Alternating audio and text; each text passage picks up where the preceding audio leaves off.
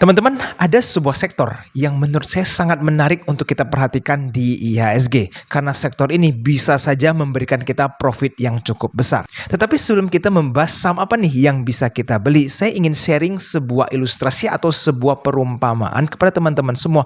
Agar kita semua bisa belajar dari cerita yang satu ini. Jadi perhatikan baik-baik. Contohnya, jika teman-teman sedang pergi hangout dengan rekan kerja atau mungkin teman sekolah. Lalu pada saat pulang dari mall tersebut, di tengah jalan teman-teman bertemu seseorang yang dimana orang itu menawarkan teman-teman sesuatu. Contohnya seperti ini. Ini ada sebuah tas ya, yang mereknya mungkin teman-teman nggak tahu, tapi saya ingin menawarkan teman-teman untuk membeli tas ini dengan harga 5 juta. Nah, kira-kira teman-teman akan menjawab apa kepada penjual tersebut? Teman-teman pause video ini, pikirkan dulu jawabannya, lalu baru di play kembali video yang satu ini agar teman-teman bisa tahu ke dalam kategori mana nih cara pandang teman-teman sekalian. Silakan.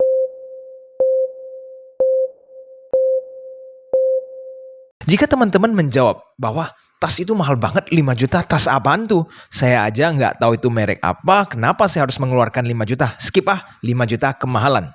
Atau ada nih beberapa teman-teman yang mungkin udah lebih paham tentang tas. Lalu teman-teman mulai lihat mereknya, ini bukan merek branded, ngapain saya keluarkan uang 5 juta? Lalu teman-teman yang menguasai brand ini malah mikir, ini mungkin mau nipu saya ya? Kok bisa jual barang yang nggak jelas, brandnya yang tidak terkenal, tetapi dengan harga 5 juta? Nah, jika teman-teman jawabannya mirip seperti itu, maka cara pandang teman-teman ada yang salah. Seharusnya jika teman-teman ingin sukses dalam hidup berbisnis maupun dalam menganalisa saham, jawaban yang tepat adalah teman-teman harus mencari tahu dulu value yang teman-teman dapatkan. Jadi kalau ketemu seseorang yang menawarkan sesuatu, apalagi dalam konteks ini tas yang harga 5 juta, teman-teman seharusnya tanya dulu lebih dalam lagi. Mas, di dalam tas itu ada isi apa nih? Boleh saya lihat nggak? Kalau ternyata di dalam tas tersebut ada emas 500 gram. Uang 5 juta jadi murah atau masih tetap mahal mendapatkan tas di dalamnya ada 500 gram emas. Nah,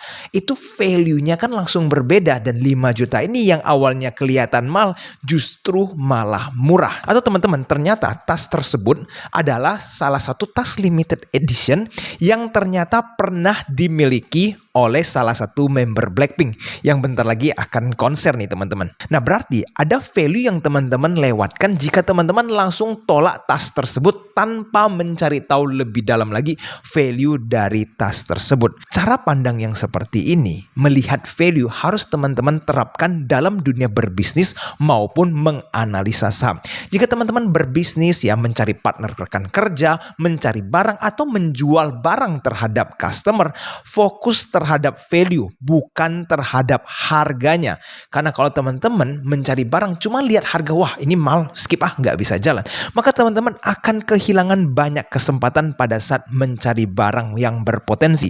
Begitu juga saat menganalisa saham, jika teman-teman cuma fokus terhadap harga yang teman-teman bayar, tidak benar-benar memahami value yang teman-teman dapatkan, teman-teman juga akan kehilangan banyak kesempatan.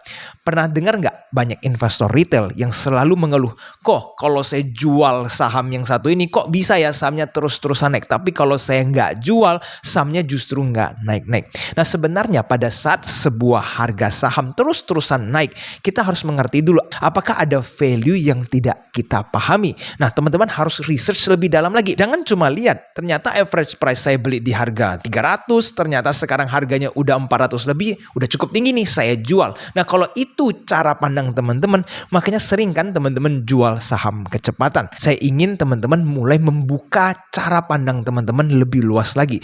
Jika melihat sebuah opportunity, lihatlah value yang teman-teman dapatkan. Cari tahu apakah value itu worth it atau tidak. Bukan sekedar lihat harga yang teman-teman bayar. Oke, sekarang kita lanjut. Sektor apa nih yang menarik untuk kita perhatikan? Jadi teman-teman, baru-baru ini ada berita cukup heboh di mana Israel mulai melakukan launch strike terhadap Iran. Dan yang bikin heboh adalah target yang mereka serang, yaitu area nuklir Iran. Ini membuat harga oil melambung tinggi teman-teman. Pada saat video ini ini dibuat, harga oil sudah naik hampir 5%, membuat harga oil mencapai 73. Teman-teman wajib memperhatikan sektor oil di IHSG karena ternyata ada beberapa saham yang valuasinya itu masih murah. Dan di video hari ini saya akan sharing ya, ada satu emiten yang teman-teman boleh analisa lebih dalam lagi. Dan dia bergerak di sektor oil, yaitu adalah emiten ELSA, teman-teman. Jadi coba kita bedah lebih detail lagi. ELSA ini secara valuasi sebenarnya sudah mahal atau tidak? Karena pada Jumat kemarin ELSA sudah mengalami kenaikan yang cukup lumayan. Kalau kita lihat teman-teman secara history, ELSA ini bagi dividen sangat rutin. Artinya dia cukup menghargai para investor yang memegang saham ELSA. Dan kalau kita lihat dari dividen yield yang kita dapatkan dengan harga sekarang hampir mendekati 7%. Dan ini menurut saya cukup besar karena ini dekat dengan return obligasi. Dan kalau kita perhatikan lebih lanjut teman-teman, untuk valuasi ELSA bagaimana pada saat video ini dibuat belum muncul kuartal keduanya. Dan kalau kita perhatikan PE ratio berada di 5.19. Price earning yang masih di bawah 10 tergolong masih murah. Dan kalau teman-teman yang suka price to book value, ELSA ini PBV-nya di bawah 1. Another indicator bahwa perusahaan ini masih cukup murah. Dan ada satu indikator yang paling saya suka teman-teman, yaitu adalah daftar pemegang saham. Kalau teman-teman lihat, jumlah pemegang saham ELSA semakin berkurang. Jadi retailnya semakin menipis, makin terlupakan. Mungkin ada yang sudah mulai profit taking, ngerasa sudah ketinggian dan seterusnya. Sehingga banyak retail yang mulai jualan. Nah, saham-saham yang seperti ini menurut saya like untuk teman-teman perhatikan. Karena siapa tahu kalau omset mereka terus bertumbuh ya, ternyata profitnya akan semakin besar. Nanti dividen yang akan kita dapatkan bisa semakin besar. Pada saat video ini dibuat, harga ELSA sudah berada di harga 510. Dan jika peperangan antara Israel dan Iran semakin memanas, oil bisa semakin tinggi. Sehingga nanti ELSA bisa semakin tinggi. Nah, mungkin teman-teman ada yang penasaran, ini bisnis ELSA ini apa? Karena ELSA ini bukan produksi minyak ya. Dia itu menyediakan jasa kepada perusahaan-perusahaan minyak.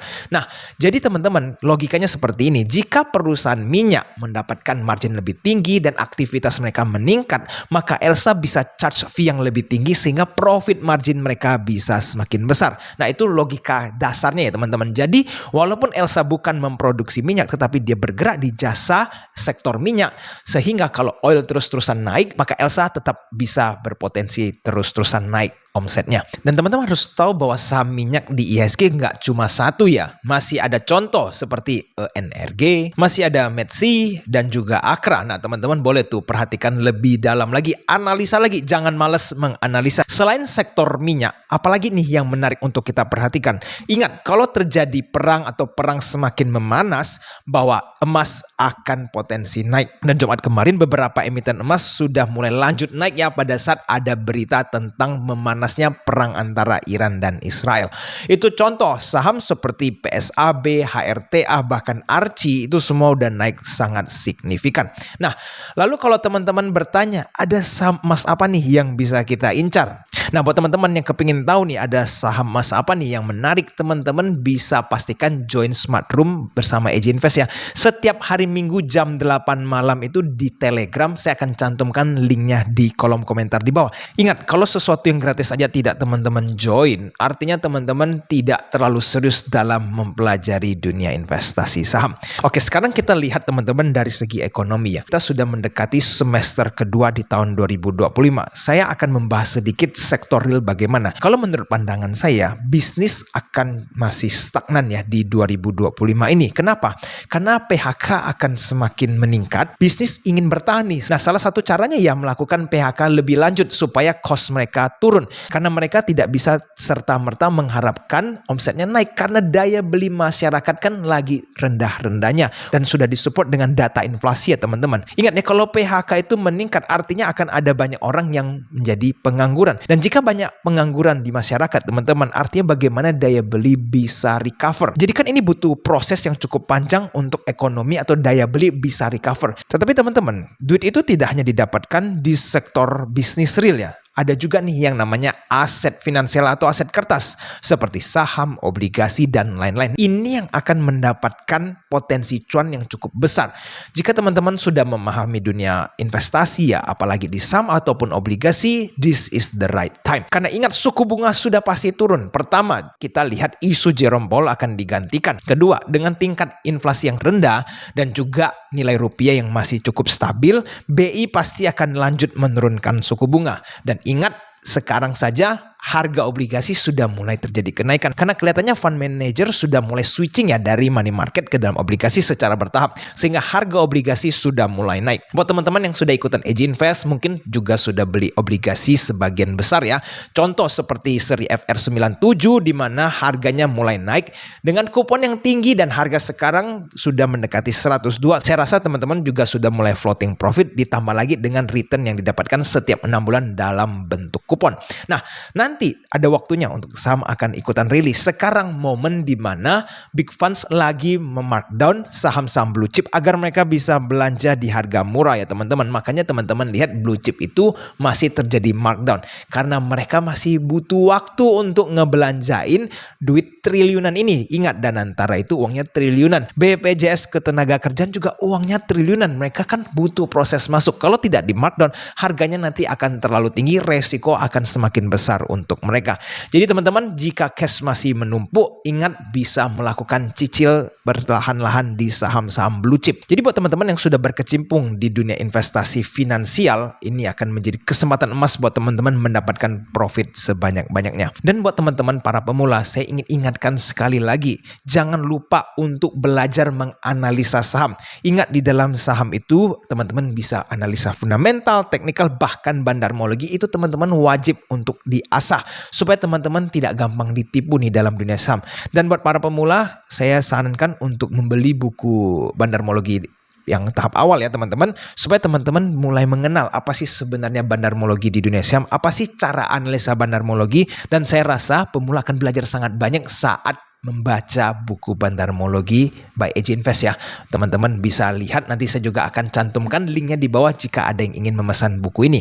Jadi teman-teman, setelah saya mendalami dunia investasi selama hampir 10 tahun, bahkan mengikuti ujian wakil manajer investasi, dan akhirnya sekarang juga sudah terbit izin dari OJK sebagai manajer investasi ya.